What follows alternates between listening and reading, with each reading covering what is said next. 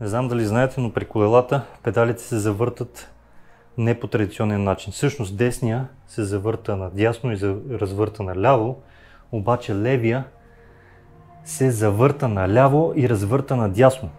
Така че да видим дали ще стане. Добре. Готово. Да видим другия.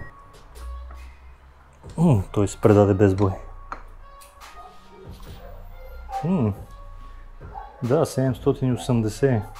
Вижте, това е скала, с която може да след това да се изреже или скъси. Ще трябва да извада спирачката, предната. Този адаптер ще отиде за другото колело. А може пък и диск. След това ще сложим и осигурител тук на болтовете. Ето го и шиманския адаптер. Леко. Не искаме да надерем нищо. Предната спирачка е готова, но тя беше по-лесната. Развивам оста, която е в грес, и махам гумата.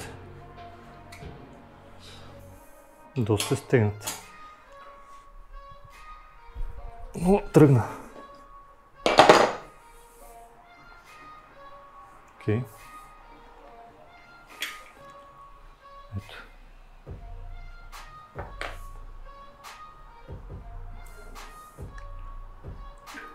Хоп.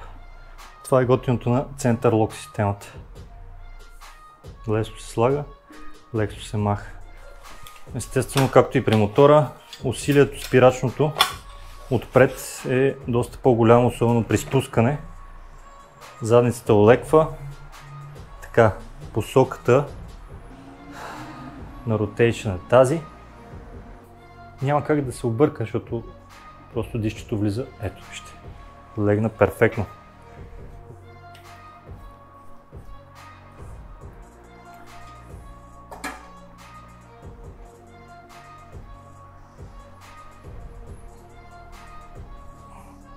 Мисля, че е напълно достатъчно тази сила, дето приложих.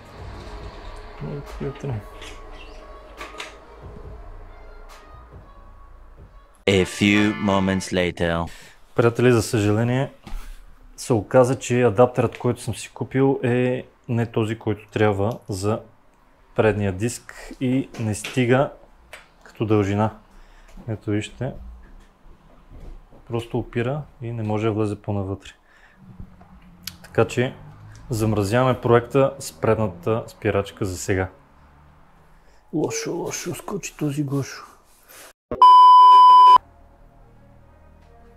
Мисля, че е готово.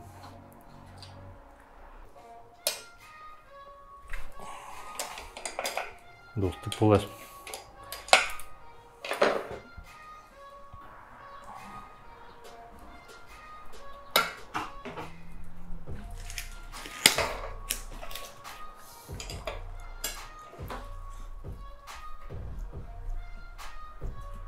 Мисля, че е достатъчно.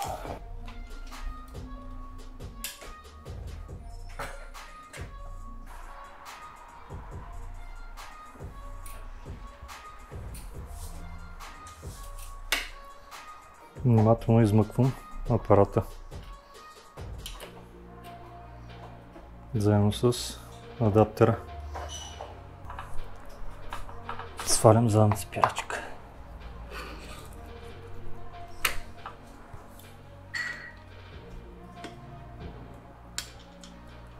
В момента брейк калипера е най-долу, а спирачката е горе.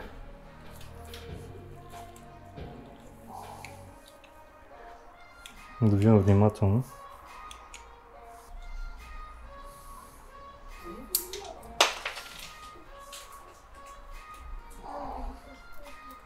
Почвам да изтеглям. Въпросът е сега, дали не трябва да го ползвам, за да си прокарам другото жило. Или не. Спирачката е отстранена. 2 hours later. Тук съм сложил преходника, който бях взел на магура за отпред, само че според мене не е точния за тук. И затова ще върна Шиманския, който е за 180 мм диск. Мисля, че ще бъде както трябва. И също така от Bike Center взех Shimano за отпред. Надявам се да стане. След малко ще го тестваме. Другото нещо, което трябва да направя сега, е да прокарам обратно жилото през рамката. Трябва да излезе, да влезе от тук и да излезе през тази малка дупчица. Знам няколко метода, ще видим с кой ще се работи. Между другото монтирах педалите Triple 8 с доста шипчета, широки, с готини безшумни лагери. Надявам се да ми вършат перфектна работа. А това са свалените чисто нови спирачки на Shimano MT200. Сложил съм им тук комплектче за път, така че накладките да не се допират. Но това, което ще направя с тях е, понеже съм ги свалил от същото колело, е да видя и да измеря точната дължина на маркучите. Това е от въже за скачане, но и въже за простор ще ми свърши работа. Важното е, че вътре има тел и е горе-долу стегнато. Ще пробвам да го вкарам от тук, през дупчицата. Ето така. Да го изкарам отдолу, след което да завържа маркуча и да го издърпам обратно нагоре. Надявам се за последен път да правя тази операция отзад.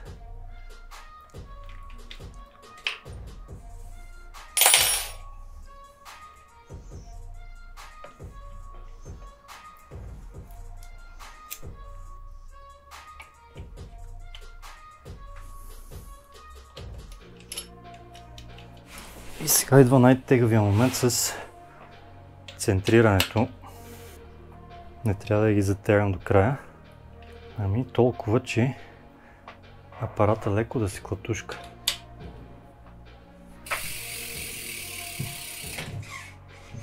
И държа.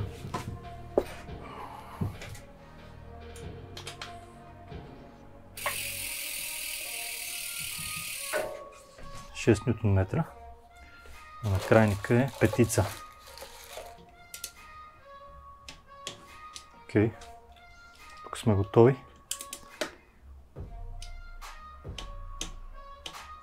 И тук сме готови.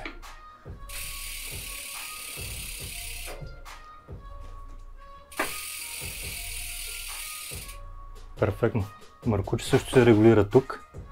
Ето къде съм го захванал с опашки. Може да видите на трите места. Може една идея да го сваля още надолу. Сега остава трудната част. По някакъв начин маркуча да влезе в рамката. Ето тук имаме една дупка, тук имаме една дупка, за където една опашка връзва двата кабела вътре да не дрънчат. И след това трябва да излезе от тук. От тук има едно уплътнение, сега ще ви го покажа. Трябва да маха това уплътнение, за да мога да изкарам и да вкарвам лесно маркуча.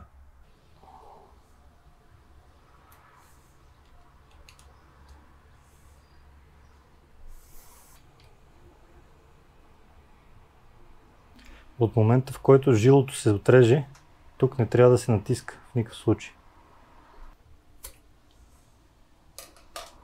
По принцип трябва да имате специален инструмент за прекъсване, но в случая аз ще действам с ножица.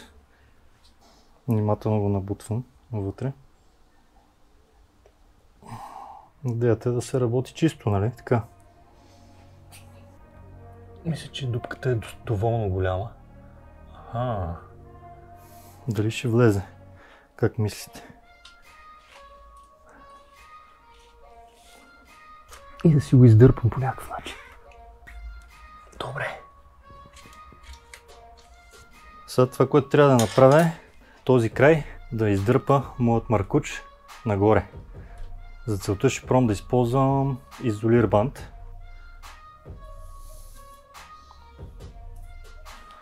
Едната камера снима отдолу, другата отгоре. Добре. И внимателно искаме да се откачи, а просто да намери отвора.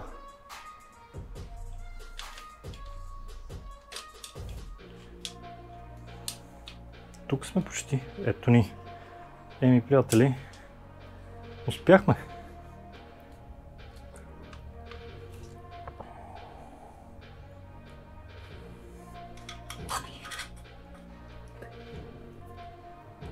Слагам си тапичката и си връзвам опашката.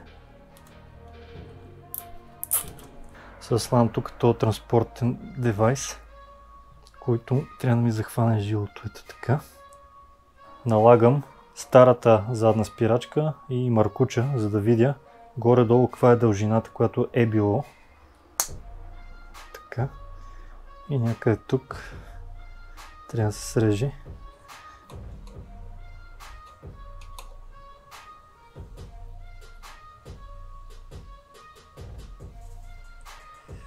И изваждам.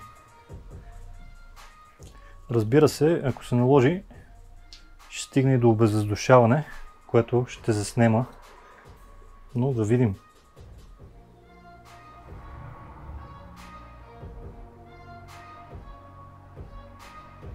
Целта е да го отрежа максимално правилно.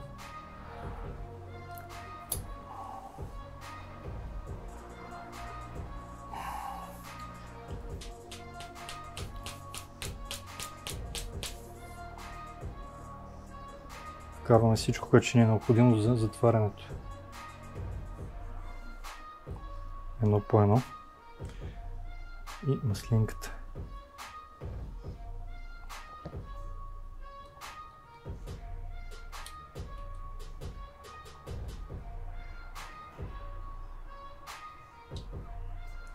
Тук водата около 4 Нм, 3-4 Нм. Нямам такъв накрайник за ключа, но запомних горе-долу докъде е навито.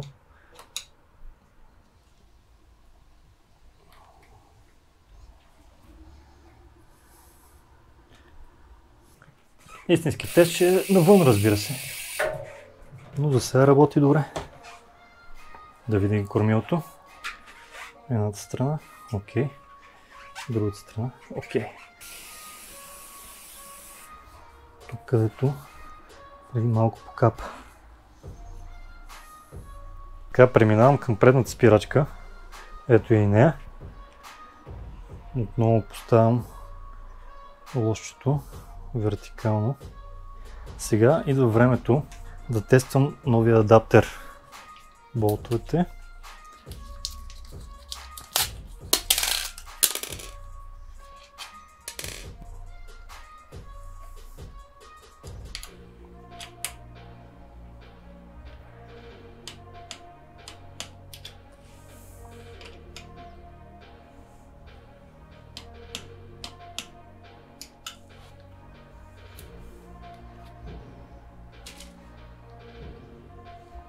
И да видим какво ще направим. О, да. Оставил съм хлабина за реглажа, сложил съм лепилце.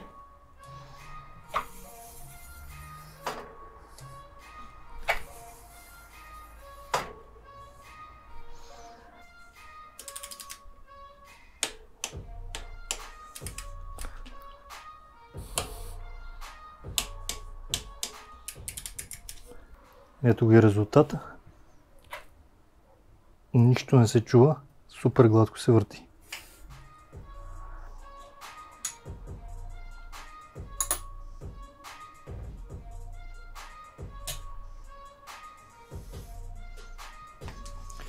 Royal Blood на Магура.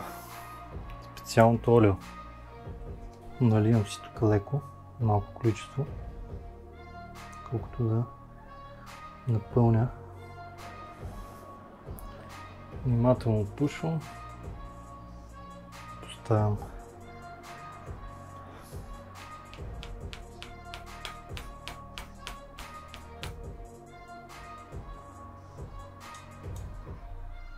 това, че изтича е добър знак, тъй като не трябва да има въздух.